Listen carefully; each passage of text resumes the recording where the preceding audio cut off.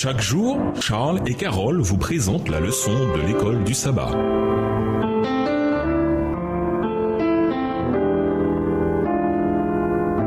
Bienvenue dans votre émission Dieu nous parle. Voilà la leçon de mercredi, les saints de Rome. Voici les salutations de Paul à l'église de Rome.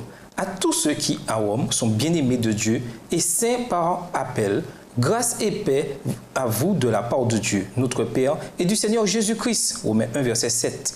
Quel principe de vérité, de théologie et de foi peut-on retirer de ces paroles? Bien-aimés de Dieu, s'il est vrai que Dieu aime le monde, Dieu aime d'une manière spéciale ceux qui l'ont choisi, ceux qui ont répondu à son amour. Nous le voyons dans la sphère humaine. Nous aimons d'une manière particulière ceux qui nous aiment. Avec eux, nous avons un échange mutuel d'affection. L'amour exige une réponse. Quand l'amour n'est pas réciproque, il est limité dans son expression. Saint par appel. Dans certaines traductions, l'expression dit « appelé à être saint ». Mais d'autres disent « saint par appel », c'est-à-dire désigné saint. Saint est la traduction du grec agrieu, qui signifie consacré. Un saint est quelqu'un qui a été mis à part par Dieu. Il ou elle peut avoir un long chemin à faire dans la sanctification.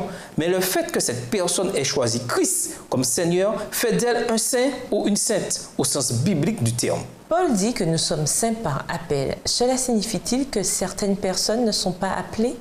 En quoi Éphésiens 1, le verset 4, Hébreux 2, le verset 9 et 2 Pierre 3, le verset 9, nous aide-t-il à comprendre ce que Paul veut dire? Éphésiens 1, verset 4, « En lui, Dieu nous a élus avant la fondation du monde pour que nous soyons saints et irrépréhensibles devant lui. » Hébreux 2, le verset 9, « Mais celui qui a été abaissé pour un peu de temps au-dessous des anges, Jésus, nous le voyons couronné de gloire et d'honneur à cause de la mort qu'il a soufferte, afin que, par la grâce de Dieu, il souffrit la mort tous. » 2 Pierre 3, verset 9, « Le Seigneur ne tarde pas dans l'accomplissement de la promesse, comme quelques-uns le croient, mais il use de patience envers vous, ne voulant pas qu'aucun périsse, mais voulant que tous arrivent à la repentance. » La grande nouvelle de l'Évangile, c'est que la mort de Christ était universelle. Elle était pour tous les êtres humains.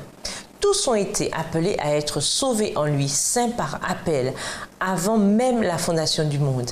L'intention d'origine de Dieu, c'était que toute l'humanité trouve le salut en Jésus. Le feu de l'enfer final n'était prévu que pour le diable et ses anges. Matthieu 25, le verset 41. Que certains ne profitent pas de ce qui est offert n'enlève rien à la qualité du don, pas plus que quelqu'un qui fait une grève de la faim sur la place du marché n'enlève quoi que ce soit à l'abondance des produits que l'on y trouve. Dès avant la fondation du monde, Dieu nous a appelés à avoir le salut en lui. Pourquoi ne doit-on rien laisser, absolument rien, nous empêcher de répondre à cet appel? Et nous vous laissons avec la question du jour. Dans notre collectivité, comment pouvons-nous accueillir tout le monde sans distinction? Au revoir. Et à demain si Dieu veut. Dieu nous parle. Chaque jour, Charles et Carole vous présentent la leçon de l'école du sabbat.